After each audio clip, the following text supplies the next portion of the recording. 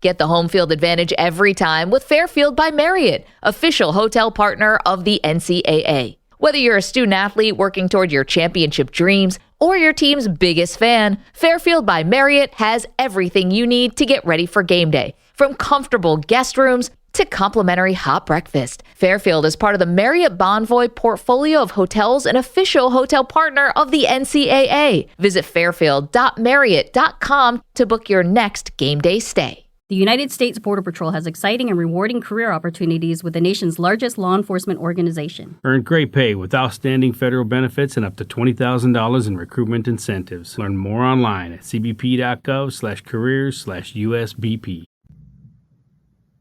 Want to make a podcast? Spotify's got a platform that lets you make one super easily, then distribute it everywhere and even earn money, all in one place for free. It's called Spotify for Podcasters, and here's how it works. Spotify for Podcasters lets you record and edit podcasts right from your phone or computer, so no matter what your setup is like, you can start creating today. Then you can distribute your podcast to Spotify and everywhere else podcasts are heard. Video podcasts are also available on Spotify. With Spotify for Podcasters, you can earn money in a variety of ways, including ads and podcast subscriptions. And best of all, it's totally free with no catch. Ever since we discovered Spotify for Podcasters, we feel like having options like video podcasts and Q&A lets us be more creative on another level. I highly recommend you give it a try. Download the Spotify for Podcasters app or go to www.spotify.com/podcasters to get started. Welcome into The Verge, a show which covers the Baltimore Orioles minor leagues. The Verge is part of BSL Radio. Baltimore Sports and Life is dedicated to analysis and discussion on the Orioles, Baltimore Ravens, and the University of Maryland. The site has a team of writers providing coverage of those teams and houses live streaming content weekly. Join the conversations at the message board, like BSL on Facebook, and follow BSL on Twitter. Welcome to On the Verge. This is Zach Spedden, joined as always by Bob Phelan and Nick Stevens. And on tonight's episode, we're going to take a look back at the month of August and answer some listener questions about the Orioles farm system. Kyle Glazer from Baseball America was scheduled to join us tonight, but due to a last-minute emergency, he could not join us, so his appearance right now is scheduled for next Tuesday. So we'll have a little bit more about that over the next week or so. But for now, we'll get into tonight's episode, which is brought to you courtesy of Mercer Floor and Home Carpet One. Mercer is a third-generation family business that was established in 1959 and is located on Main Street in beautiful, historic downtown Westminster, Maryland. For all of your flooring needs, think Mercer. So we'll start off with an article that's up on BaltimoreSportsAndLife.com now, written by Bob Phelan. And Bob, as always, takes a look at his Down on the Farm segments each week on the site. And interesting trio of names in the On Fire segment this week. Yeah, I've heard of this writer before. He's not too bad, but no. I wrote about it. Yeah, there was interesting names. I like all these guys. I had Michelle Desone, Kyle Stowers, and Zach Peak on the 3-up or the On Fire section. And I feel like these are three guys who, at least for me personally, have really risen their stock over the past month or really the whole season, this season, and are definitely going to be higher when we go over our top 50 prospect update here for September. Yeah, Stowers is a name that kind of jumps out at me because he feels like he's a guy that's really jumping up prospect boards right now because of how good his power has been this year. And Bob, you noted that his strikeout numbers are up a little bit this year, but his walks are way up, which you have to take as a good thing. Yeah, I feel like it's combined with the numbers and with what Ryan Fuller said to us when we talked to him a month or so ago. I feel like he is making a concerted effort into noticing his pitch, zeroing in on it, and giving it his A swing. So that could lead to more strikeouts, but if he's only swinging at the pitches he thinks he can get to with that power swing, that could be why there's more walks, and maybe they're more willing to sacrifice the strikeout for the power right now. So, and he's got plenty of it, man. He hits the ball hard. It goes far. I mean, his swing is like all out. He almost like tumbles over, it seems like, when he gives it his full swing. So it's exciting. Hopefully he can continue that. Maybe the strikeouts can go down a little bit as he gets used to this approach, and the walks can continue where they are. Yeah, I just think about when we had Eric Longenhagen on, and he said, that Kyle Stowers swing is like he he literally corkscrews himself into the ground. It's almost like cartoonish. And it's pretty exaggerated, but he's playing so well this year. And I mean, yeah, he has the 34, looking at his numbers now, 34% strikeout rate when he was with Aberdeen and a 30% strikeout rate in Bowie. I mean, I don't know about you guys, but I'm willing to turn the other way and kind of ignore those strikeout numbers when he's walking around close to 15% for the year between the two levels. When you have that high of a walk rate, you have an on-base percentage north of 375 between two levels. It's at 375 right now at Bowie, a 145 WRC plus. I mean, he's well above average hitter, and he leads the entire organization right now with 21 home runs. So I think in this day and age, we've had Stephen Loftus on. We talked to plenty of other guests that we've had on the show that have basically all said the same thing. That's Major League Baseball now. It's strikeouts. And so like I'm willing to turn the other way and kind of ignore those numbers when you look at everything else at his stat line and everything else he does. And even the defense, that's something that there are a few guys on my list that I wanted to pay attention to the defense more this year because I feel like we have a good idea of what these guys are like at the plate and with a lot of these hitters. But the defense, I've been wanting to see him challenged a bit more. And when we were all in Bowie together a couple weeks ago, I think he made like one throw where you could really see the arm strength, which is a big bonus for me as well. So the defense is there for him as well. He's kind of this, slightly fuller image of who Kyle Stowers is, and it's a pretty good ball player here. Yeah, he's not going to be one of those guys that gets stuck at first base as he moves up. You can tell that he's got the tools to at least be an above-average outfielder at the major league level. And the book on him coming out of Stanford in the 2019 draft was a lot of power, but you're going to have to take the strikeouts to go with it. And I think the question that the three of us had coming into the season was, what are the walks going to look like, and is the contact going to be there? Because we know that the home runs and the strikeouts are going to be there. And Bob, you actually had Stowers off your top 30 at the beginning of the year, correct? Yeah, I did. It's embarrassing now, but just goes to show the work he put in the time since the 2019 season where his walk rate was like 7% or something. It was not good, and he was striking out a lot, not as much as now, but I don't know. I just didn't see it with him. I saw him live a few times in Aberdeen in 2019, and it just wasn't that impressive. I do think he's noticeably better now, but yeah, I definitely had him off there. And like I said in the article, I feel like he's a tall, athletic frame, but he's not like bulked up. So I feel like there's even some room to grow as far as that power goes. Kind of like Ryan Mountcastle. When he was coming up, he was athletic frame. And then as he got stronger, as the closer he got to the major league level, that's when the power really started to come. So if there's any more power here in Stowers, it could be 40 home run type stuff. Yeah, I think there is more power there.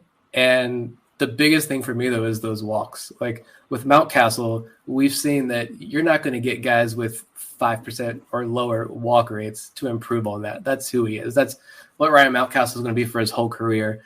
But he's doing enough elsewhere at the plate to become a valuable hitter at the major league level. And he's been hot, especially over the last month or so at the major league level. And if Stowers can do that as well, but he already brings the walk rate to the table, then I think you have a much better player, overall hitter to work with. Yeah, I think that's – oh, go ahead, Bob. I was just going to say, he might not ever have the raw hit tool that Mountcastle has. Seems like he can swing and get to anything and drive it with some exit velocity, but he might be a more complete overall hitter when all said and done. Yeah, and then certainly I feel like we have a better grasp of what his potential is, and there's reason to be excited about him going into 2022, especially, right now he's really lining himself up to start next season at AAA, which I think even if the three of us had a completely optimistic view on Stowers coming into this year, I don't know that we would have said he'll start 2022 at AAA because he's going to go to AA and actually be better than he was at High A. Certainly not. I mean, it's going to be him and Robert Newstrom leading the charge in the outfield for AAA Norfolk to start 2022, and it's like Yusniel Diaz who? Hey, and that's, that's fine. I was going to make this point, I think, later on when we talk about our top 50 update. Go ahead, become a patron, little as $3 a month, and you can get that updated list on Wednesday. But, with Yusniel Diaz, I don't care about the Manny Machado trade anymore. It is what it is. It's done. It's gone. Diaz is here. He's not playing that well. Could this be the end of Yusniel Diaz? I don't know. Probably, because it's been really bad. But when you have guys like Kyle Stowers and Robert Newstrom stepping up, Johnny Reiser, Zach Watson, and there are questions about those guys as well, but when you have all of these outfielders stepping up that they are in Bowie, I'm not concerned about Diaz's struggles anymore as much as I would be if Kyle Stowers was hitting, 210 with a 35% strikeout rate and 9 home runs right now in Bowie. I'd probably be more concerned, and we'd probably be talking about using Diaz right now and how the outfield depth, Kerstad's still not on the field, and who is the future outfielder of this team outside of, Colton Cowser and such. But I feel pretty good about this outfield situation, even if Diaz is struggling. I mean, people kept saying, why do they keep drafting an outfielder? Why are they drafting another outfielder? Well, this is why. Depth is not a bad thing ever. The worst case is what? You have a bunch of studs that you can trade for some stuff, or they all miss. I guess it's actually the worst. But, I mean, depth is definitely a good thing. We have it all over the place now, at least on the positional side of things. So, and this is where it comes in handy. Yeah, I completely agree. And I know this is something we'll probably get into in the course of our discussion tonight, is that you're not just drafting outfielders who play one outfield position. There's a lot of outfielders in this system now that I think have the ability to play all 3 positions. And you've got some guys, I think particularly lower in the system, that could move on to the infield dirt if you needed them to, in addition to playing 1 or 2 outfield spots. So, while you're seeing a lot of college outfielders in particular enter the system, it's not like they're stuck at one position. They could potentially handle 2 or 3 positions, and not all of them are going to be in the outfield. So we'll move on now to talk about really the big story for the month of August, which was the promotion of Adley Rutschman to Norfolk. And so far, Rutschman has not disappointed at the AAA level. Through 16 games there, he's batting .371 with a .943 OPS and a home run. Now, of course, that comes with a small sample size disclaimer because it's only 62 at-bats over 16 games. But at the same time, we know how good of a hitter Rutschman is based on what we have seen so far, including his production at Bowie. So, Nick, I'll just start with you. Are you the least bit surprised that he's basically hit the ground running at AAA? No, I mean, this is what he was supposed to be doing. I mean, every national writer, and you're seeing more and more of it, from the Eric Longenhagens to the Kyle Glazers, all these guys, they're getting on shows, they're writing articles about with these midseason updates. When they talk about Adley Rutschman, it is more and more concrete that he is the top prospect in baseball. There's zero debate about that right now. And he's showing exactly why in AAA Norfolk. You mentioned it's only 16 games, but I mean, a 158 WRC plus. The strikeout numbers are still pretty low, like 17%. The walk numbers are still in the double digits. He hasn't really shown the power in Norfolk right now, and that's fine. I'm not concerned about that at all. Norfolk is an extremely tough place to hit home run. And the biggest contribution he's making is with the pitchers. I mean, Kyle Bradish has had more good outings than bad ones, I feel like, since Rutschman has come up. Michael Baumann has been better. He hasn't really had the opportunity to be caught by Rutschman. I feel like every time Baumann comes up, except for maybe his last start, Rutschman's playing first base or DHing. But you're seeing growth with the pitchers at the AAA level. And hopefully that includes Grayson Rodriguez here sometime soon. But, I mean, you see everything on the field. He does it all extremely well. And so I think there's no more debate. He is the top overall prospect in all of baseball. And I'm not surprised in the least bit that he's performing this well. And let's not pretend that he's the number one prospect just because, Wander Franco came off the list and there's really no one else competing for that spot. I mean, Bobby Witt Jr. is absolutely demolishing baseball in general as like 20 years old and is killing it. Julio Rodriguez, same thing. Young international prospect with tremendous upside and is performing.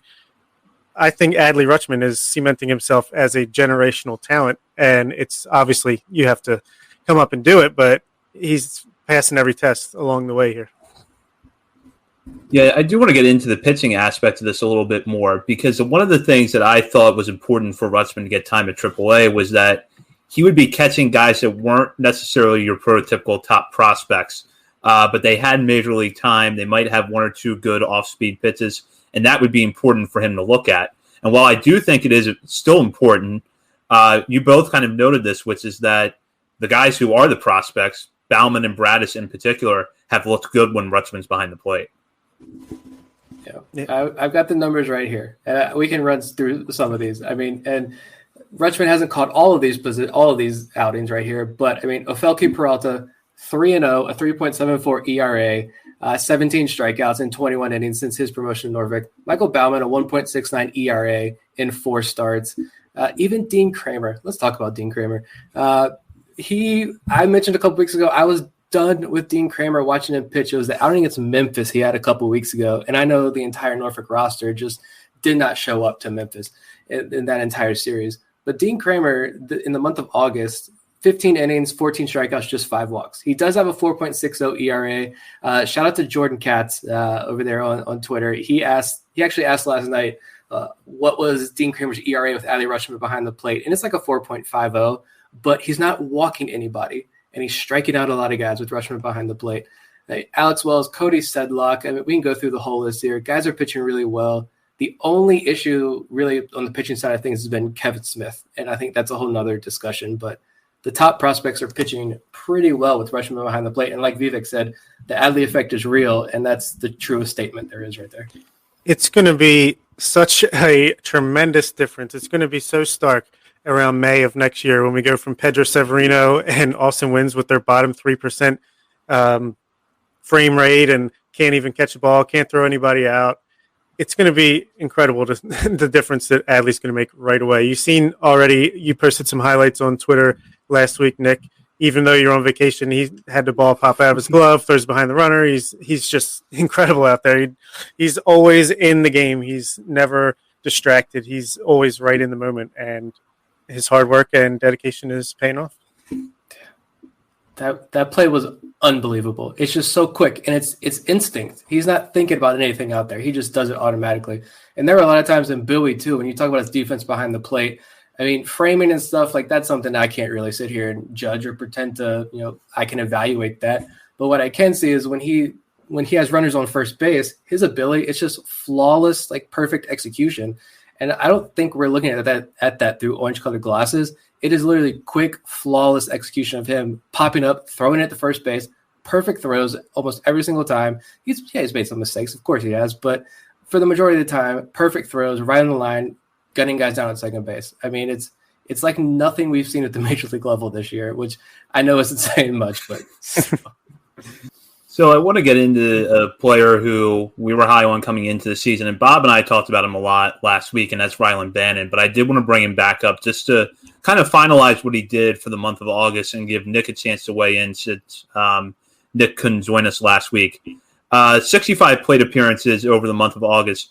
Bannon hit 10 home runs with 18 RBIs, finished the month with an OPS of 1.194, a 281 average. Now, Bannon, if you've been following the AAA season, has had a rough go of it. Got off to a slow start, got hurt, came back and was pretty bad over the month of July, but caught fire in the month of August. Bob and I talked about this a little bit last week, Nick, but I want to give you a chance to weigh in.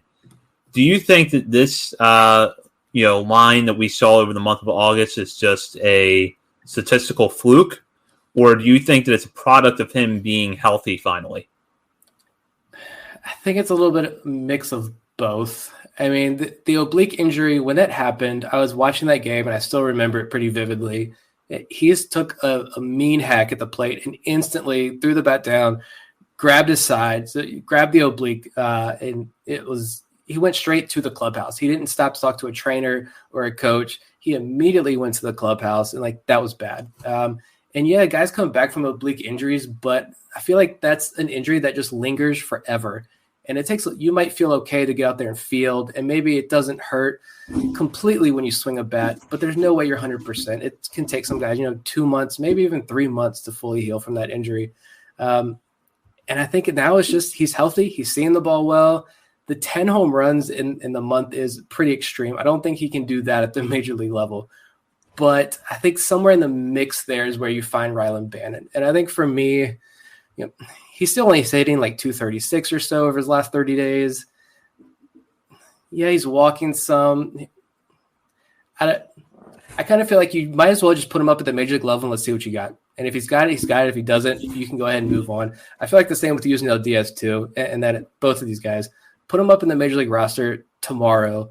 Let him finish out the month and say, can you stay healthy? Can you hit the ball? If not, we're moving on. We have other options, and that's fine. But really, what else can Rylan Bannon do at the AAA level? Yeah, I completely agree. Bring him up Wednesday when the rosters expand, and he has a 150 batting average for balls in play around that for AAA. So who knows how much of an effect that is. So let him get like a fresh start, a blank slate on his stat line in the major league level. let him see what he can do. Obviously, he's got some power. He can take a walk. Just run him out there. Throw him out there with Jorge Mateo, Ramon Urias, and Jahmai Jones, and just let the Orioles fans have at least a little bit of fun watching the team for the last month. One thing we heard consistently about Bannon coming into the season is what a tough at-bat he is. Doesn't give away at-bats, and that's why he gets on base so much. And there was value in that, even if the power never quite came around. I didn't feel like we saw that at all out of Rylan Bannon early this year. But now you're starting to see that again. I feel like that's the most hopeful thing for me. I don't expect him to be a guy that hits 10 homers a month or even 8 homers a month. He's not a prolific power hitter all of a sudden, but the fact that he seems locked in is a good sign to me, and I don't think there's any harm in giving him an extended shot at the major league level over the final month of the season. Give him at-bats at DH, third base, second base, and see what he can do. Yeah. And he's made a couple plays, too, recently at third base that has impressed me. And I was never really a big fan of his defense at third base. I always thought the throws were kind of sketchy. And you're always kind of like holding your breath when he's making that throw. But you really enjoyed watching him play second base defense. And that's where I thought, with the weakness the Orioles had at that position this year, if Bannon wasn't hurt, I think he definitely would have gotten that first crack before, the Jahmai Jones. And we would have had this big Jahmai Jones blow up on, Orioles Twitter and such. But I think, you give him the opportunity, and, that allows Patrick Dorian to move up to AAA, let him face more advanced pitching. I want to see what he can do as well. I don't think he's a future starting third baseman for the Orioles either, but he deserves an opportunity.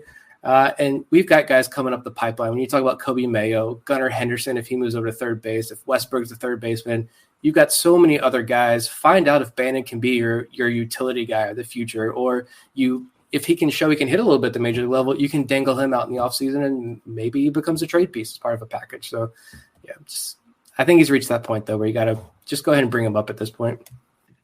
Yeah, so I will throw out Yusniel Diaz real quick, because Diaz has struggled to stay healthy this year, and when he's been on the field, has not hit. That continued over the month of August. And I'll just start with Bob on this one. I know we've talked about this a lot. First off, do you feel like he's been fully healthy at any point this year? And then secondly, knowing what we know right now, would you give him that run over the month of September to see what he does, even if he only ends up with, say, 25 plate appearances or so? Absolutely not to both questions. I think I've seen him. He can still hit the ball hard. He's still got the same tools, but even seeing him try to run out a ground ball, or even if he gets a single, he's like hobbling to first base. It's clear his turf toe is still bothering him. Always something bothering him.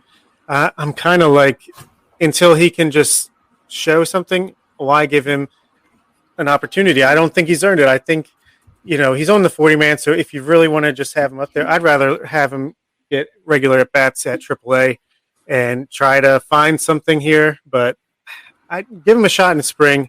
Let him try to start fresh and maybe if he's healthy, he can win a job out of spring training. But I'm kind of just like writing him off, and if he can do something, then great.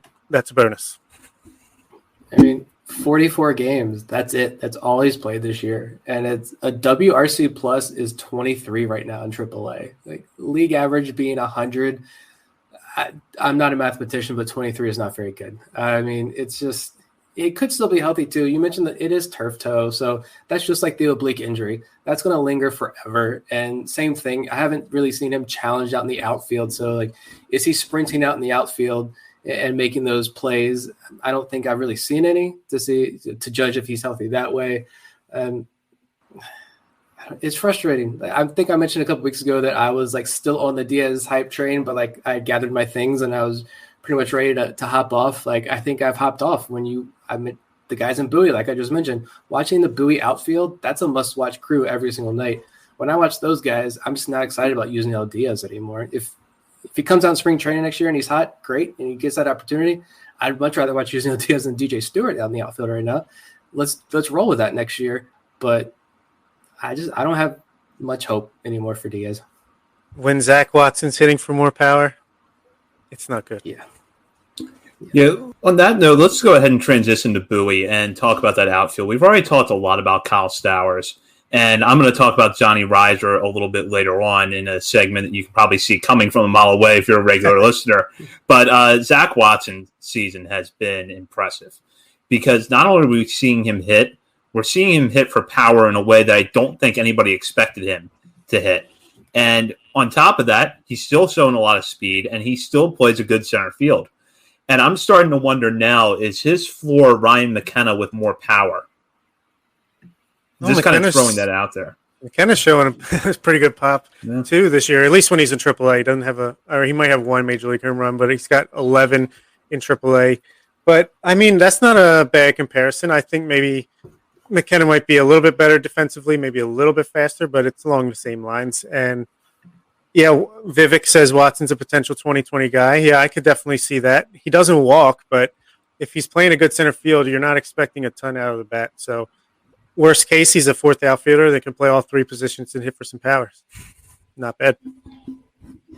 I think it's funny you mentioned the Ryan McKenna with pop comparison when I'm pretty sure, I don't know if it was like our first prospect list show or it was when the break camp rosters came out and we were dissecting like the Aberdeen outfield. I'm pretty sure I said Zach Watson was like Ryan McKenna without the power before the season started.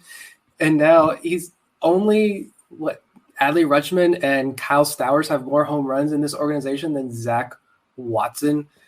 Scrawny, tiny outfielder out of LSU. I think tweener, that's the term you've seen a lot with him on like scouting reports.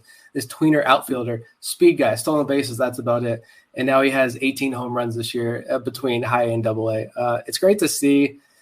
The only thing with Watson for me is that the strikeouts are pretty high and the walks are pretty much non-existent. And like I just mentioned, even with this new player development staff and the emphasis on waiting for your pitch and increasing walk rates across the farm system, it hasn't really worked for Watson yet, I don't think, in terms of like actual producing walks. He's clearly getting his pitches, that's for certain, and he's driving them into the outfield. He even had a hit on Sunday that I really enjoyed watching. I mean, I don't know the exit velo numbers. I wish we had more access to that data, but it was a hard hit. It sounded hard on the MILB TV feed. It was past the lunging third baseman. It was a solid single in the 5.5 hole. Love that kind of hitting. But the walk rate scares me. When he's like a career on-base percentage under 300, that's kind of rough for me. And that's the only thing that sets me back just a little bit with Zach Watson. I just wonder if you get him on that Joey Ortiz program in the offseason, not bulk him up because you still want that speed to play, but just strengthen him up a little bit maybe, add a little good weight to his frame. And maybe he can be like that Adam Jones. I mean, he never really walked either, but if he can hit 20 home runs and play a decent center field, steal a couple bases, I mean, maybe that's the role he can play. Obviously, it would be a poor man's Adam Jones, but it's something.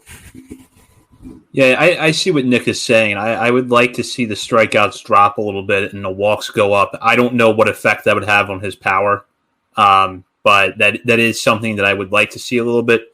I will throw this out there, though, because this kind of takes me by surprise when you consider how little Zach Watson walks and for how much power he's hitting for.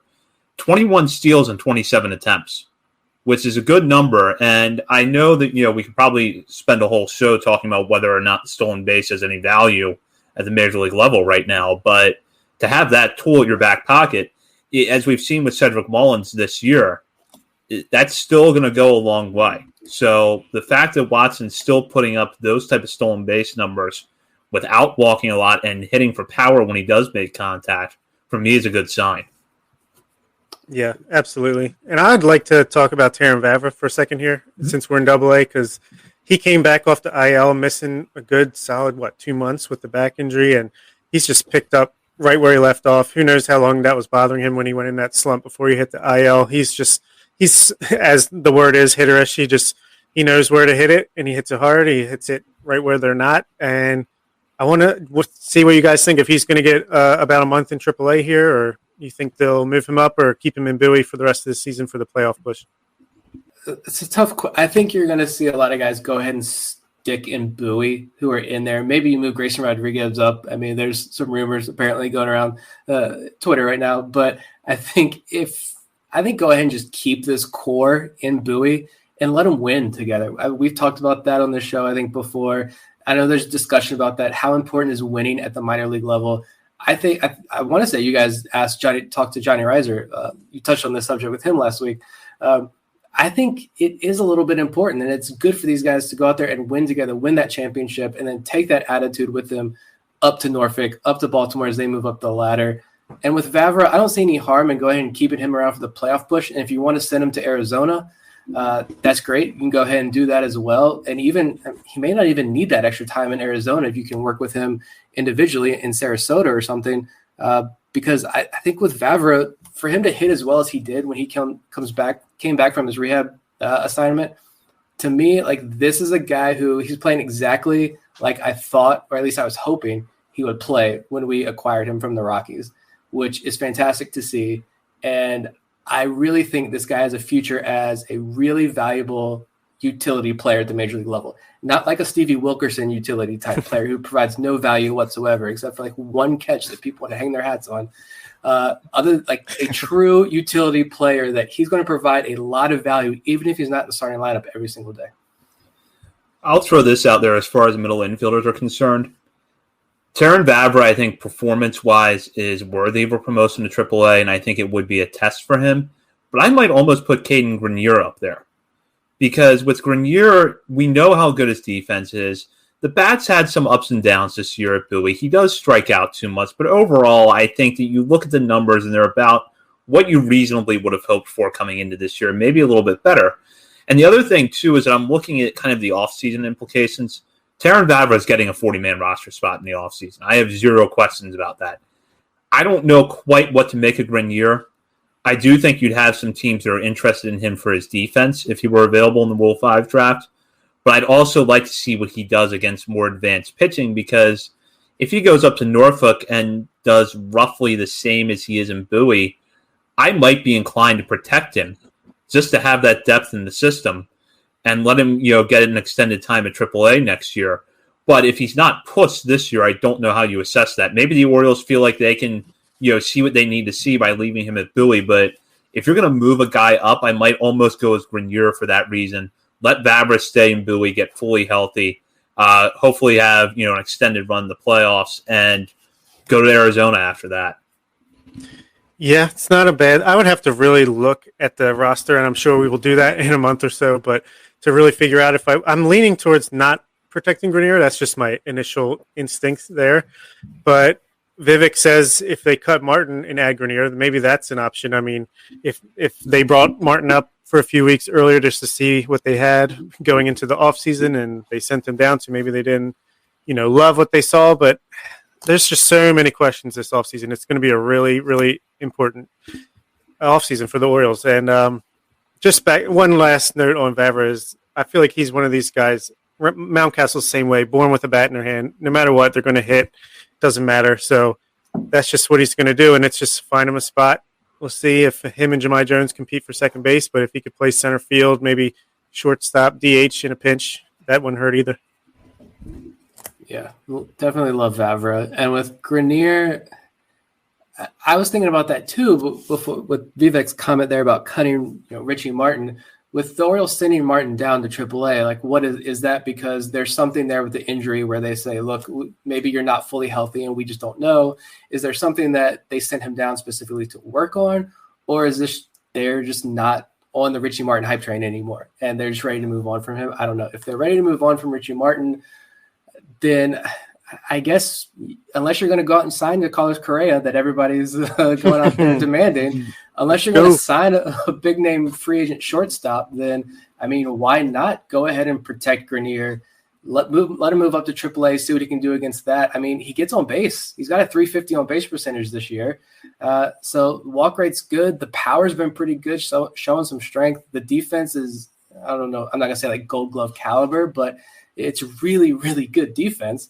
So that could be a guy. Mason McCoy's not that guy. We know that. I think we figured that out this year. So if you're going to shuffle through some shortstops again next year, I guess go ahead and give Grenier a chance. You can always remove him from the 40-man at some point next year and cut bait.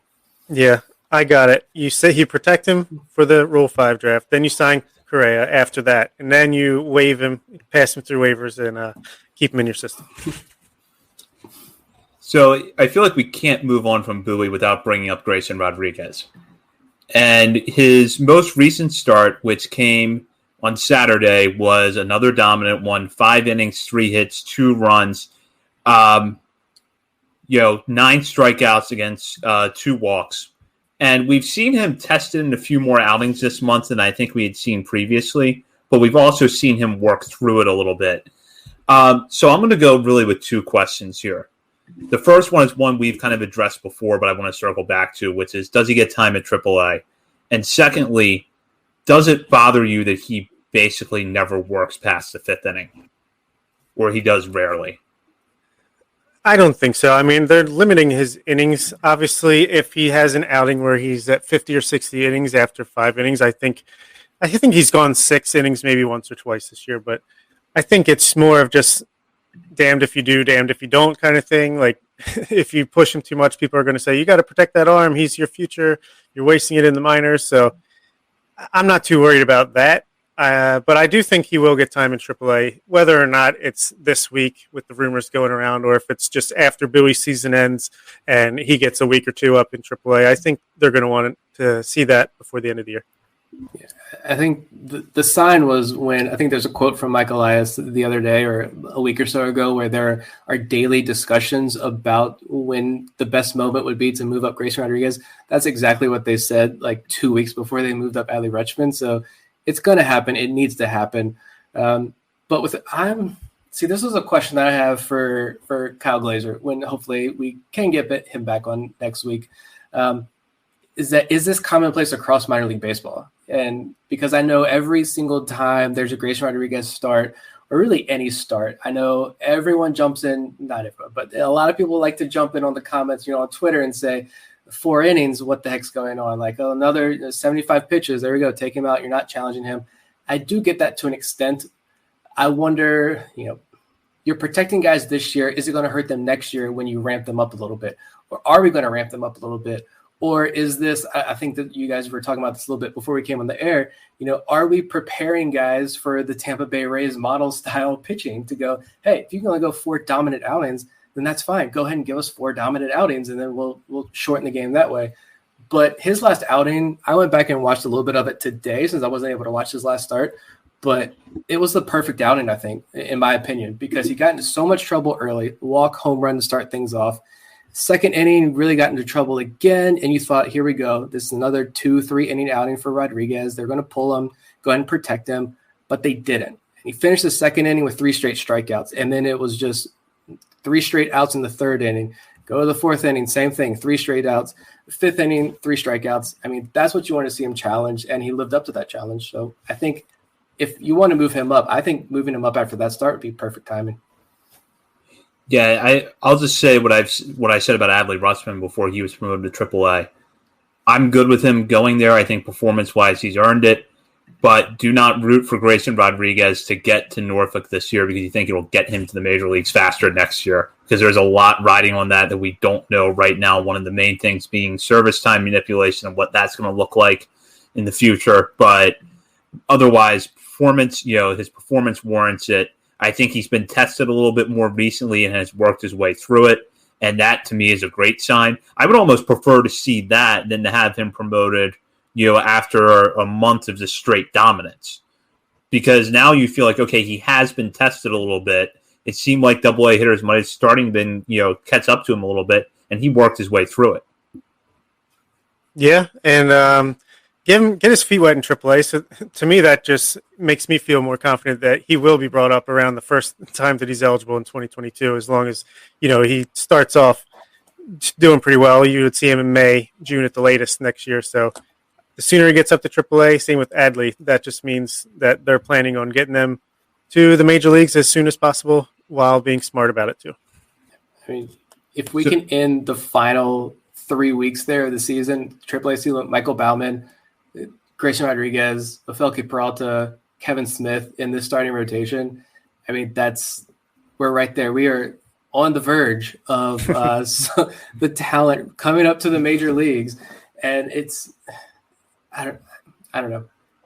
At the same time, though, I am worried. Like, do you really want to challenge him over those last 2 weeks of the season, maybe 3 weeks? Do you want to push him up and say, all right, go attack AAA hitters now for 3 starts and give it a little bit more? That's the only concern I would have. And I know most Orioles fans would probably say, please stop talking. Yes, challenge him right now. But and I get that as well. So before we move on to Aberdeen, do either of you have anything else you want to add about Bowie? I mean, I just think yesterday, Garrett Stallings on Sunday looked really good in his outing. I think hopefully that's the sign of him settling in with Bowie. And Drew Rom, another pitcher that got the promotion from high to AA. The stats don't look great, but I really enjoyed his outing as well on Sunday. It seems like they have Rom and Stallings piggybacking each other, which I'm fine with to close out the season. Rom definitely was the wrong end of a really bad call from the umpires that extended his outing when it shouldn't have been. But he did really good attacking hitters early and finishing guys off with fastballs up and out of the zone, getting guys swinging. I think that's more promising signs to show that, this cupboard isn't bare and there are some good pitching prospects down there. And even if the stat lines don't really show it when you look them up, when you watch these guys pitch, you see a lot of really good things happening right now. And it's just the pieces are all there. And now I have all the faith in the world of that Bowie staff starting to put those pieces together over the final few weeks.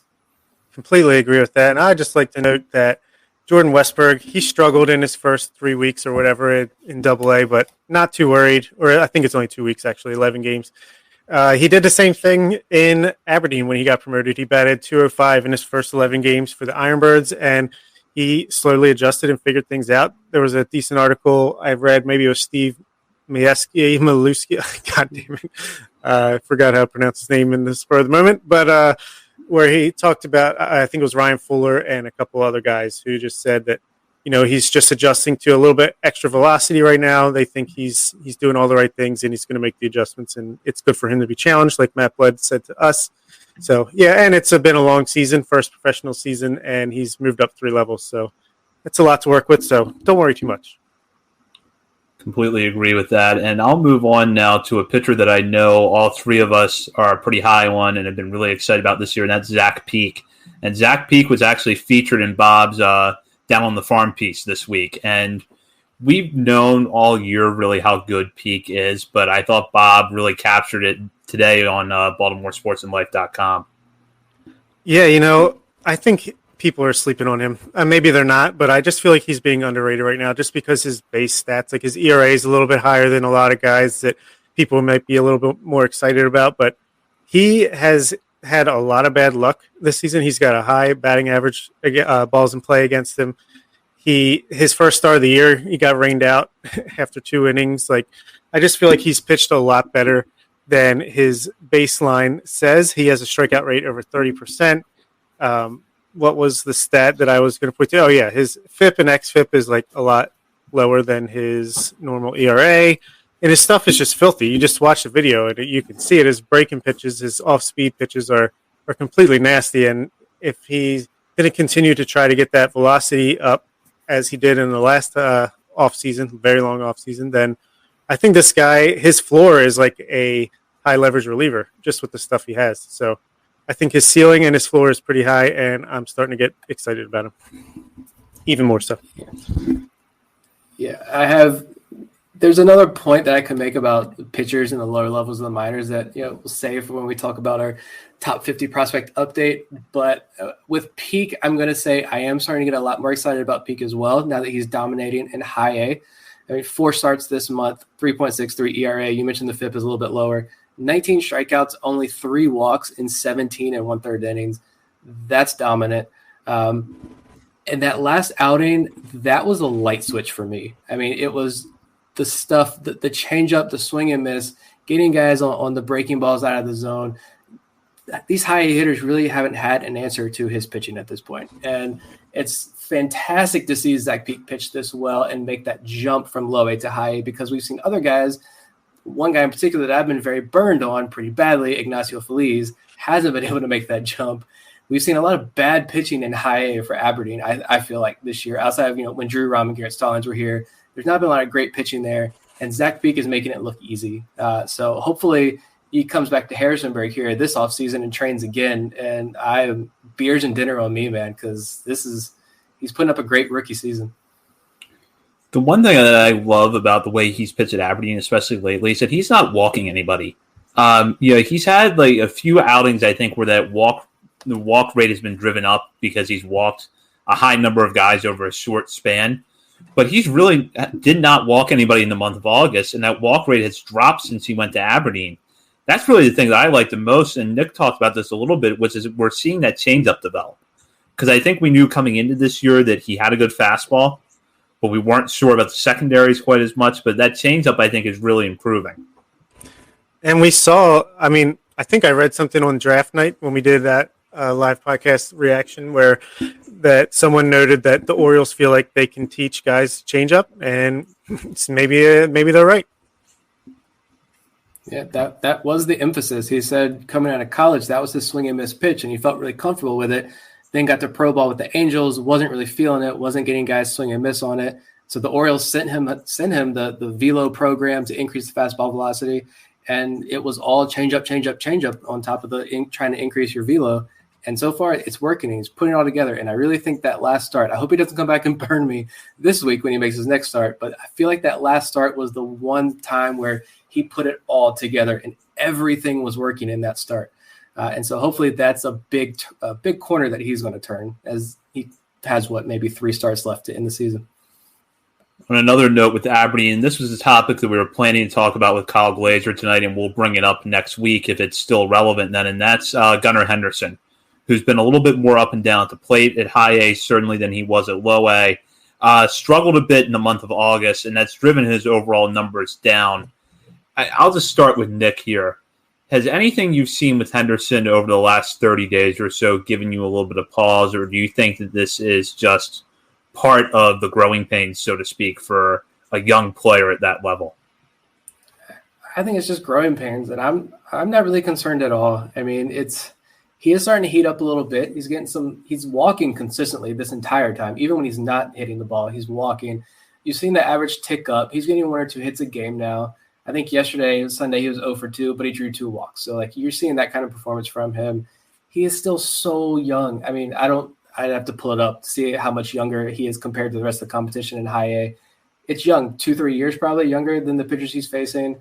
It's part of the process. He may not be catching on as quickly as maybe you'd like to see, but not concerned at all with Gunnar Henderson. If anything, I think it's the defense that's scaring me the most, because I feel like every time I watch, it's a throwing error. And I think he has 13 or 14 errors on the season, and most of them are throwing errors. The arm strength is there, but the accuracy really hasn't been there for him. But this was something I was anxiously waiting to ask Kyle Glazer about. Was he wrote this article and mentioned that play in the lower levels of the minor leagues hasn't been that great this year. Specifically, defense as well hasn't been that good this year. So I wonder if this is just a product of the pandemic. Guys are still feeling the effects of that, and it's just taking time to settle in, or what it is with Henderson. But I'm not really concerned at all, and I don't think anyone else really should be at this point. Yeah, I'm not concerned either, especially, I think I mentioned this one last week, but I just want to really dive into this here. Marco Luciano, number 6 prospect in all of baseball for the San Francisco Giants. He is a 6'2" shortstop who is only 2 months younger than Gunnar. He is all their age, like everyone loves this guy. Gunnar is also a 6'2" shortstop. He weighs a little bit more based on minorleaguebaseball.com. But just compare their numbers for low A. Gunnar, he batted .312 with a .944 OPS. Marco Luciano batted .278 with a .930 OPS. Marco played in low A a little bit longer. He got 70 games there, whereas Gunnar only got 35. But moving up to high A, Marco Luciano is batting .229 with a .599 OPS, 5 walks to 37 strikeouts. Gunnar Henderson is batting .217 with a .704 OPS and 33 walks to 78 strikeouts. So at least when you compare the 6'2" shortstops that are top 100 prospects, Gunnar wins out in that realm right there. Yeah, I agree with both of you guys. I don't think that there's anything really to be too alarmed by here. At the end of the day, you're still looking at a young shortstop who has a ton of power from the left side of the plate that has played against older competition this year and generally did well against older players at the alternate site from what we heard last summer. And I've been concerned about the defense too, but I would rather that the arm accuracy be the issue than the arm strength. Because if you go back to when Ryan Mountcastle was developing on the left side of the infield when he was young, it was all about the arm strength. That was always a big question mark, and that was why, one of the reasons why ultimately I don't think he stuck at shortstop or third base. With Henderson, I think if they can just harness it a little bit, and maybe this is something that as we, get settled into a more normal routine in baseball going forward, you can target a bit, which is, okay, you've got the arm strength. to make those throws from the hole, but you've got to find a way to be more accurate. There is part of that development, and it may also just be times where you got to the ball, but you don't have a shot at throwing the runner out. Just hold on to it. Yeah, it's little things like that I think you can improve with younger players. Yeah. And one other thing, too, that I just thought about is that this is his first full season of minor league baseball. 2019 was the half season, getting your feet wet in the GCL, then now the FCL. Last year, it was all at Bowie at the alternate site. I wonder how much an effect this 20-year-old kid who's being challenged for really the first time in his career, he's being really challenged, and he also is learning to adjust to this grind of traveling, the weekly travel for minor league baseball, and just the day-to-day grind of being a professional baseball player now in the minor leagues. When we know, even though Gunnar Henderson got that big signing bonus when he was drafted in the second round or whatever it was a couple years ago, it's still a grind for these kids. And so for him to learn that as he's continuing to grow up socially and physically and all of that as well, I wonder how much of a role all that plays into it as well. Fantastic point. And yeah, I mean, it's got to be a learning experience. Hopefully he can take away some from it. But at the end of the day, what gives me faith that he's still going to pan out is just you look at his swing. I mean, it's beautiful. It's fast, bat speed. He can drive the ball anywhere. So, yeah, not too worried. But hopefully he can end the year on a hot streak and give a positive note to go into the offseason with. So Vivek just asked a question over YouTube on the live stream. Is Aberdeen considered a pitcher's park? And Bob, I believe you actually pulled the park effects recently and got into that a little bit. Yeah, let me pull that up real quick. I think it is, from what I remember. Goodness gracious, where did I post that? Buying time. I think it was.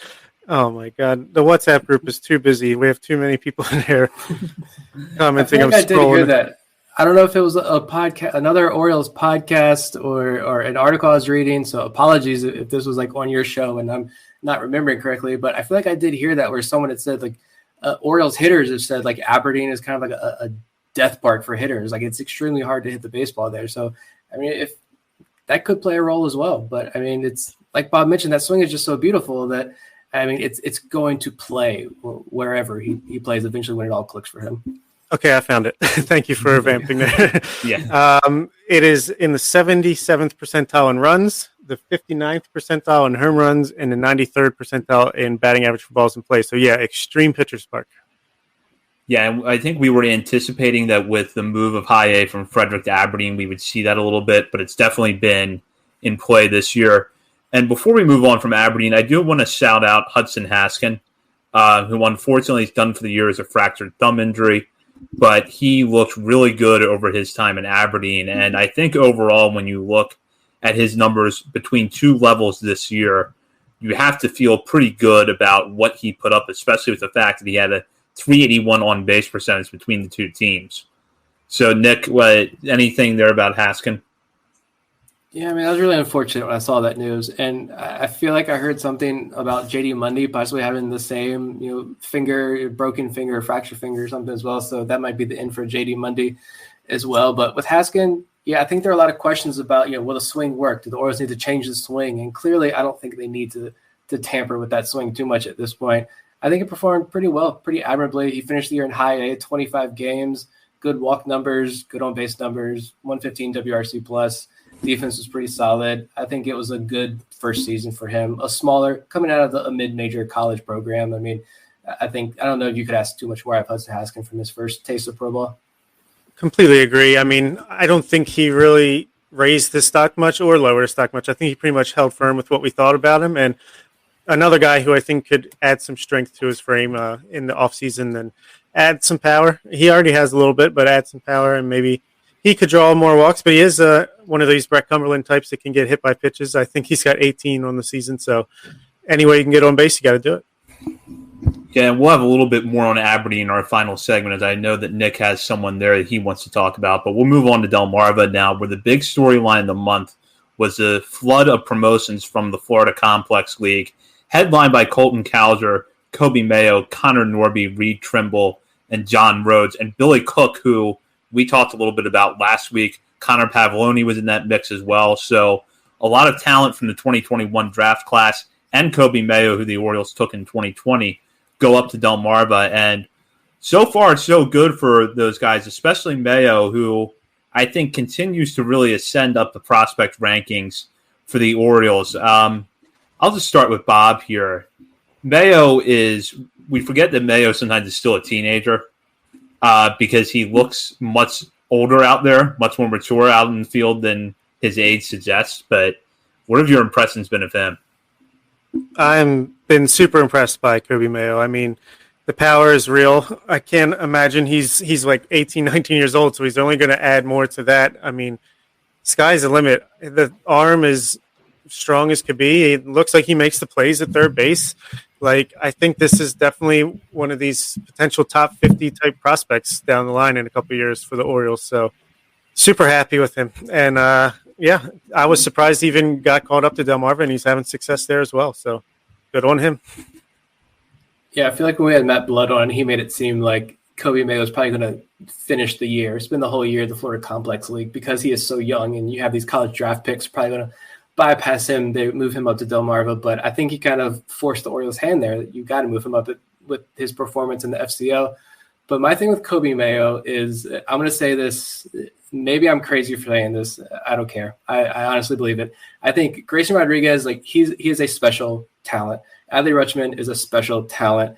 And I'm also placing Kobe Mayo in there as a special talent in this system.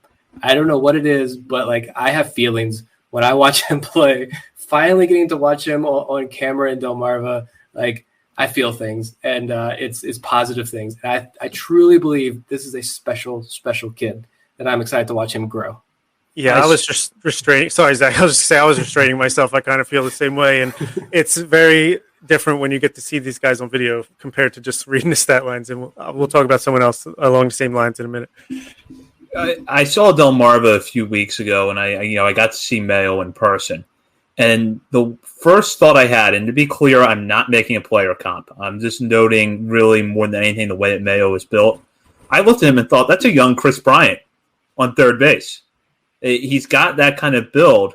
And right now, when I watch him play third, I'm impressed by the footwork. Bob noted the arm strength, which is really good. And I think that, over time, we're going to see how he fills out and how agile he stays as he grows. But right now, from what I see, I think he has everything you would want from a major league third baseman.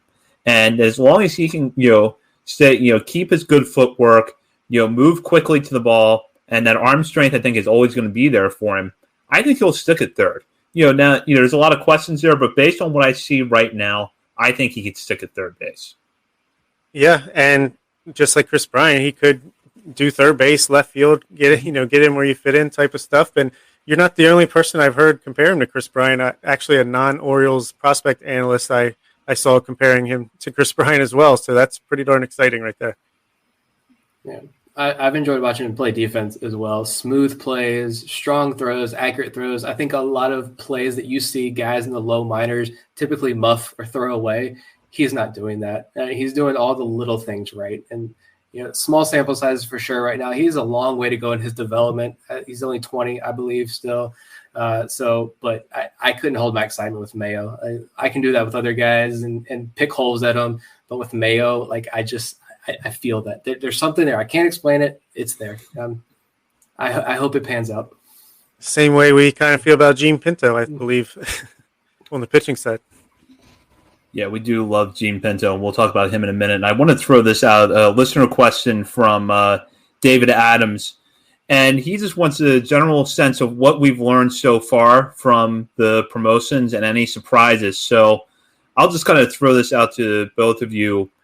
What has stood out to you, aside from Kobe Mayo, who we just talked about, what has stood out to you with the players that were promoted there from the Florida Complex League last month? For me, I think just general thoughts. There's some guys like John Rhodes who I definitely want to see a lot more of, but I got flashes of, okay, I see what the Orioles saw in him. And I'm very intrigued by John Rhodes. I want to see a lot more, though. Billy Cook has been kind of fun. Colton Cowser, like I love Colton Cowser. I love this pick. Stephen Loftus made me more excited about Colton Cowser when we did our pre-draft coverage, and I'm so glad the pick was Cowser. but I want to see him challenged more. I think Delmarva's the low A, I think is still too easy for him. I wouldn't mind seeing him go ahead and just push him up to high A. Let's see what he can do. Norby's a hitter for me. Hitter is the correct term. I don't know how else to describe him. He hits the ball extremely well. But the biggest surprise for me, a guy that I really like, is Jacob Teeter, the first base prospect out of the D2 ranks. He has multi-hit performances in like more than half of his game so far. He's hitting the ball really well, good defense, a big guy. He's a massive human being, and looks kind of awkward because he still has like this baby-looking face, but this mammoth man body. And he goes out there and he looks like he has a lot of fun out there in the field as well. So Teeter is a guy that I am very, very intrigued by, along those same lines of, I think Bob mentioned this in the chat earlier, that T.T. Bowens, J.D. Mundy style, these big masher first basemen that the Orioles have at the lower levels of the minor leagues now. Yeah, I'd say what stands out to me is that you can tell that they acquired a lot of guys with great approaches at the plate. I mean, you look at the walk to strikeout ratios, and it's pretty darn good. Colton Cowser, 9 walks to 6 strikeouts. Connor Norby, 5 walks to 9 strikeouts. Dante Williams, 6 walks to 8 strikeouts. The list goes on and on. So I just you can see the athletes that they targeted and the approach that they have, and it makes me confident that they can work with these guys and get them to where they think they need to be. Yeah, I think if there has been a little bit of a surprise for me, kind of what Billy Cook has done, looks like he's going to be a fun player to watch. I admittedly did not know much about him coming out of Pepperdine, but he has been fun to watch so far. And then Bob talked about this with the strikeout to walk. Colin Burns has as many strikeouts as he has walks, and that's 4 over 9 games. And that's another, up the middle talent that I think, if nothing else, gives this organization depth. Great defense out of him too. He doesn't strike out much. He can walk a little bit. He's got doubles power. Yeah, definitely a guy who, when we drafted him, I was like, I don't really know what's going on here, but just the more I learn, the more I like. So I'll throw out another question from David, and I think now that we've touched on the key players from these drafts, it's a good time to answer it. Who will be the first call-ups from each of the 2019, 2020, and 2021 drafts? Well, I mean, I'm going to say the 2021 draft. I'm going to stick with Connor Norby. I feel like, I don't know, middle infielder maybe, as long as the defense is there, because we know the Orioles prioritize defense when it comes to their second base prospects. As long as the defense is there, then I think he could be a fast riser, just to be contrarian instead of saying like Colton Cowser. Bob, take away with the other ones while I look up the other draft. Yeah, it's got to be Colton Cowser for me from the most recent draft. He's just so polished, and he's shown it already at 2 levels. Like you said, he could join Sal Frelick as moving up to high A already. For 2020, it's got to be Jordan Westberg. He moved up 3 levels this year already, and even if he starts next year back in AA, he would be in AAA before not too long, I would assume. And then, of course, Adley Rutschman for 2019. He'll be up as soon as he can be next season. Yeah, my picks are exactly the same as Bob's. There's always that little bit of what if, because I wonder if Joey Ortiz had stayed healthy this year and had continued to produce the way he was. I might have picked him before Rutschman for the 19 draft. But now that, we know that Ortiz is going to have to work his way back from a shoulder injury, I would take Rutschman there, Westberg for 2020, and Colton Cowser for 2021. I don't think Connor Norby is going to be too far behind, but if I had to guess right now which one gets there first, I would say Cowser. Yeah, I agree. Rutschman definitely has to be the 2019. And 2020, yeah, you look at it, Kershad hasn't touched the field yet. Hopefully he will soon. Good news there. Hudson Haskin, the injury set him back a little bit. Servidio's injury, Carter Baumler with the Tommy John, and then Kobe Mayo being so young. It's got to be Jordan Westbrook from 2020. Before we move on from Delmarva, I'll bring up Gene Pinto. If the 3 of us, could fight over a player that we like the most, it would probably be Gene Pinto. And he really showed why over the month of August. And so I'll start with Bob here. Thoughts on Pinto? I mean, it wouldn't translate to a podcast, but I just want to, my jaw hit the floor, just falling over him. I need to, cool myself off. No, he's amazing. I just love watching him pitch. He works fast. He never throws a lot of pitches in the 5 innings he gets in. Usually he doesn't walk a lot of guys. He doesn't give up many hits. He strikes out a bunch. I just love the pitches and how they work and what they do. And I think the sky is the limit. I think this guy could be the number 2 starter behind Grayson Rodriguez in 4 years. what if Gene Pinto was the main piece of that trade? That was Jose Iglesias, right? I get confused as well. Yeah, what if Gene Pinto was the main piece and Garrett Stallings was the throw-in? 5-6 innings. Looking at his August start, 6 innings, 4 2/3, 6 innings, 5 innings, 5 innings. No more than 2 runs in a single outing. Not walking anybody. High strikeout totals.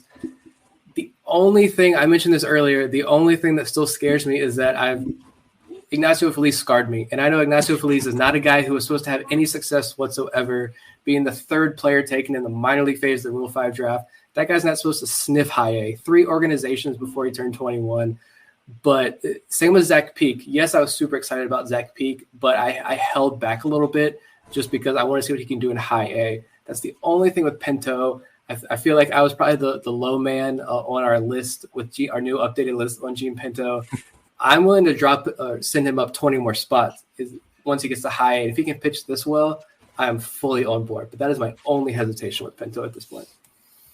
Pinto, what's impressive for me is that he's only 20 years old. He's not going to turn 21 until January, and he is just dominating at low A right now.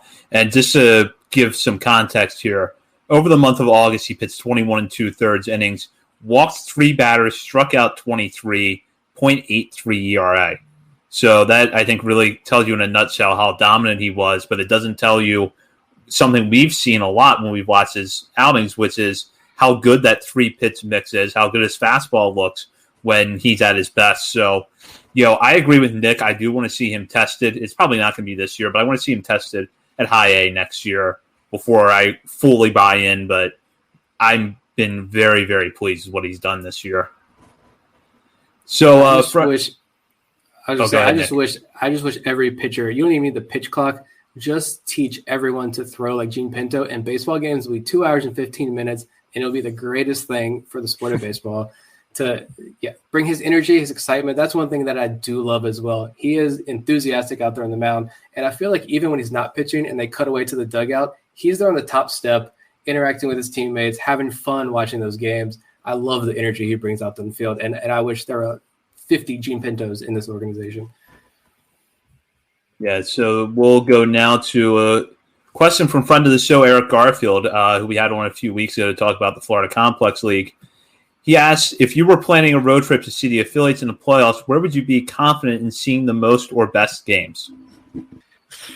I would say I'm going to go out on a limb. I know Bowie's already in playoff position, and Delmarva has some work to do to get there, but with the help of the 2021 draft picks and the aforementioned Gene Pinto, I gotta say Delmarva is going to just come in hot down the stretch and pull in there and have some great games to watch if you're an Oriole fan. Yeah, I think Bowie kind of scares me. If they lose Grayson Rodriguez, how much are they going to be able to replace him there? I know this might be not the right way to answer this because Norfolk doesn't technically have a playoff, but they get some like postseason competition there. So I'm going to say I'm going to Norfolk to watch Grayson Rodriguez and Adley Rutschman and Michael Bauman and all those guys try to take, because I think it's 2 extra series they get, and it's teams with the highest winning percentage win some prizes or something that they're doing instead of a real playoff. So I'll say Norfolk with an asterisk there since it's not a real playoff. I'll go with Bowie because I think by the time the playoffs roll around, Jordan Westbrook will be hitting like he did at Aberdeen, and that will be fun to watch. And even if Grayson Rodriguez does get promoted, you're still going to have some pretty good pitchers down to AA level. So I'll take Bowie. So Nathaniel asked this question: how do you think the front office evaluates hot streaks like Ryland Bannon's when deciding whether or not to call a player up? I'll just say that Michael Elias did mention that Ryland Bannon is soaring when he had that little media scrum and Bannon was on fire, but he didn't bring him up. So I think maybe they use a little bit more of the internal metrics that they have. I don't know how lucky they're being. I don't know what they do, but clearly it didn't help Bannon get up here. So I can't think that it means much because Jahmai Jones was on fire earlier in the season. They didn't bring him up. They actually brought him up when he was kind of cold. So I'm not sure what goes into the decision, but I don't think it's performance on the field. Yeah, you have to go back and look too. Were they hanging breaking balls that he got a hold of and was able to send out? What quality of pitchers was he facing? We have to go back and look. There's a lot of home runs, a lot of games to go back and look during that hot streak. But I think a lot of those factors cut into it. And yeah, he might have been hot, but then you've seen him recently. He's kind of cooled off again. I don't remember the last time he's home run. It's been a couple of days. A lot of 0 for 3s, 0 for 4s recently. So it's a streak, yeah, and maybe you do want to bring him up when he's hot, but if you don't think he can sustain that, then I think that's the issue where you go ahead and maybe keep him down. But yeah, it's probably just a small piece, if any piece, to that equation. You would hope that they don't completely ignore it, but at the same time, I think like both of you said, there's probably a lot of data that goes into those decisions, and some of it, and probably a lot of it, we don't have access to. So I would say that, maybe it gets Bannon on the radar a little bit more, but I don't know that it would be the major factor in deciding whether or not to call him up. So Preakness07 asks, this time next year, who are the starters at each position? So I think to simplify this, let's go with the starting 9, and you guys can throw out as many pitchers as you want to put in there. If you want to go full 5, that's fine. If you just want to go the pitcher that you're going to be, devoting your whole evenings to watch, that's fine too. And we're talking major leagues here, correct? I would guess so, yes. I guess I'll start. I'll say Adley Rutschman is your catcher in August 30th, 2022. Ryan Mountcastle is playing first base. Taron Vavra is playing second base. I will say Ramon Urias is playing shortstop. I'll say Kyle Seager is playing third base. Austin Hayes is in left field. Kyle Stowers is in right field. Cedric Mullins is in center field. And let's see, who's my DH? Let's go Robert Newstrom is your DH. And Grayson Rodriguez is in the starting rotation. Michael Bauman's in the starting rotation. John Means. That's it. That's all I got. Rutschman's obviously going to be the catcher at this point next year. I think you're going to have Ryan Mountcastle probably at first base. Trey Mancini probably traded, probably not on the roster here. Second base, either Jahmai Jones or Taron Vavra. I'm probably going to say Vavra there. Shortstop's going to be some free agent signing. Probably some guy that they were hoping to flip, maybe didn't, or it's going to be like another, it could be Ramon Urias or it could be a Caden Grenier type situation there. Carlos Correa. Yeah, hopefully one of those big free agent signings, though. Third base, I don't know. I mean, this is tough, and I didn't have to pull up the Orioles roster. I don't watch Orioles games anymore. Hayes, hopefully, sure, he's up there. I don't think Santander's back. I don't think DJ Stewart hopefully is not on the roster next year. I think that your outfield is probably something like Austin Hayes, Cedric Mullins, and I don't want to say Diaz because I don't think he's going to cut it either. I don't know. That's a question. Yeah, it is. Thanks a lot, Preakness07. I think I'll say this. I do feel more confident now in saying that I think that they are going to sign more free agents than we've seen in the past. Maybe I know a lot of Orioles fans will probably they're not going to believe until they see it. I do think the Orioles go out and sign a few more free agents. And so you're going to see Rodriguez up. You're going to see Rutschman up. You're going to see Bauman up. You're probably going to see Kyle Bradish. You're going to see a lot of these guys make at this point next year on the active roster. And times are going to be better, hopefully, because could you imagine the conversations if Kyle Bradish comes up and he is a bust and Kevin Smith is a bust and all these relievers are a bust and we're still sitting here trying to find a starter to work behind John Means. I got depressed again and I want to move on. Right, stop explaining Dan Connolly's wildest dreams right now. I'll go over my picks real quick. At catcher, there's going to be Pedro Severino back there again. I'm just joking. It's going to be Adley Rutschman. First base will be Ryan Mountcastle. Second base will be Taron Vavra. I'm going to throw out a name, and I don't really know why I'm throwing it out. I just am. The third baseman will be Eduardo Escobar. He hits for power, probably be signed to a reasonable contract. He'll be at third base. Ramon Urias at shortstop. Austin Hayes in left field. Cedric Mullins in center field. Kyle Stowers in right. Anthony Santander will be traded in the offseason. And I'll just go ahead and say that I think Trey Mancini's DH. And just interpret that as you will, because I don't want to get into the whole extensive debate right now, but let's just say Trey Mancini's the DH. And then your rotation will have John Means and Grayson Rodriguez in it. It's a fun team. And maybe DL Hall gets healthy and lights the world on fire too. So, yeah. And when the Orioles' big free agent signings of the offseason are Eduardo Escobar and Sandy Leon, you heard it here first. Hey, you make Vivek happy if you do that. Yeah. It's not a bad move. Going back to the minors now, any thoughts on the Florida Complex League and the Dominican Summer League? I know we're going to touch on some Florida Complex League stuff in our final segment. I did want to mention one thing for August, which is that we finally saw Creed Willems on the field. He made his debut in the month down at the Florida Complex League, has appeared in 6 games so far. This is an 18-year-old, years away, but if you listen to our draft coverage, you know that he's a guy that I think the 3 of us are intrigued by a little bit. Catcher who has some power from the left side. The Orioles were able to sign him away from a commitment to TCU by going over slot in the 8th round. So that was something of note. After the promotions took place, the Florida Complex League saw at least one notable debut.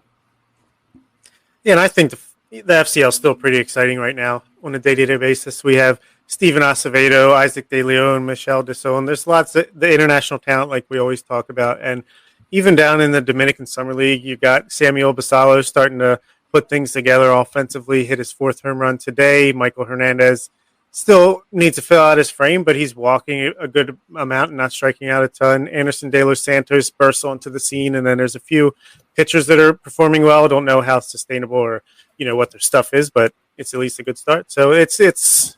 I think they are pretty pleased with what's going on with the 2 teams in the FCL and DSL this year, if you were to ask them. Yep, for sure. I mean, I think for me, the things that stick out are definitely Michel Desaulnes continues to put up big numbers.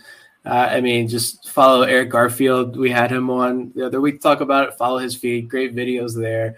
I love seeing Desaulnes continue to rake and hit well and field well. And for me, the other big one is Isaac De Leon. I feel like there was a lot of early struggles, a lot of sub 200 batting average for much of the season. And now I think he's hitting close to 300. I want to say 295. Yeah, so just under 300. I mean, that's solid. He's continued to tick up. That's going to be a really fun one for me, I think. The pitching, like you mentioned, that's harder to get a read on because we don't know what guys are throwing and stuff. I will say I've been kind of disappointed in the numbers from Luis Ortiz. But again, that's, we're not able to watch those guys on a daily basis. So it's a lot harder to kind of evaluate that, but you're seeing good numbers, and Trenton Craig as well. A lot of good numbers from the 20th round draft pick this year. So he could be an exciting name that I know a lot of Orioles fans are picking him as kind of their sleeper prospect from this draft class. De Leon's a guy that's been interesting to me for a while. He was brought over from the Marlins in the Richard Blyer trade during the 2020 season. Listed at 6'2", 170, so he's going to get bigger, may outgrow shortstop. But, as Kobe Perez said in an article that Joe Trezor wrote before the season, and I'm paraphrasing here, but he mentioned that, Johnny Peralta was someone that many people believed would move off shortstop when he was in the minor leagues, and he had like a 15-year career in the major leagues. So De Leon's got an interesting skill set, and, as Nick mentioned, he's really turned it around with the bat. And I think now, if nothing else, he's a guy we can count on seeing in Delmarva on opening day next year. As long as everything, he stays healthy. So definitely a guy that intrigues me. Yeah, and he's got smooth actions out there at shortstop. He might outgrow it, but at least pertains well to if he has to move, he can, do an efficient job wherever he ends up. So we'll move on now to our final segment where we talk about the player that's not on our top 30 list that has stood out to us recently, whether it's been a good game, good week, or a good month, which we've gotten into a lot tonight. And I'll go with my pick, and that's Johnny Reiser, who we had on our show last week. Reiser, he talked about this a little bit, which was the slump he got into at AA Bowie, particularly over the month of July, was really the first slump of his professional career. And he battled his way out of it in August, batting .305 and .885 OPS and 3 home runs. He homered on the game on August 28th against Erie. So Reiser, we know he's a good athlete from watching him in the outfield, hitting again. So that's my pick for this week. I love the grand slam he hit the other day, and I was really upset that I could not join you guys on Monday night because I really enjoyed that interview. Reiser seemed like a pretty cool, laid-back guy, and a guy who just gets it. I feel like he gets hitting. He understands this process. And I'm really pulling for him. My guy is Lamar Sparks, another outfielder. It's been extremely hard for me to contain my excitement when I watch Lamar Sparks play because I've waited like 4 years to watch him play. And he's one of those reasons why I just love minor league baseball so much because he's someone that is probably not supposed to make it after all these injuries. But since he's been promoted to Aberdeen, he has an OPS of over 1,000 right now, hitting over 300, 7 games last week. He hit a home run, a double, a triple, walked 4 times, 846 OPS.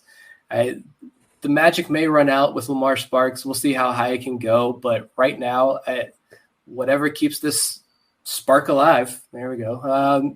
Keep doing it. I mean, it's just fun to watch this guy overcome some serious injuries and continue to play well at the lower levels of the minor leagues. So I'm happy for him. Yeah, absolutely. And I had someone ask me, is Lamar Sparks, is Gene Carmona, are these guys prospects? And it's like, I don't know. Let's see. I'm happy that they're performing, and hopefully it continues. And if, say, he starts at Double-A Bowie or at least gets there next year and still performing, then, yeah, he's back on the prospect radar. So just kind of like a hold and evaluate later type of situation, but I'm happy for him.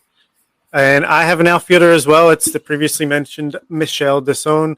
He batted .563 with a .588 on-base percentage and a .750 slugging percentage for a .1338 OPS with 4 runs, a home run, 5 RBIs, and a stolen base in 16 at-bats over the past week.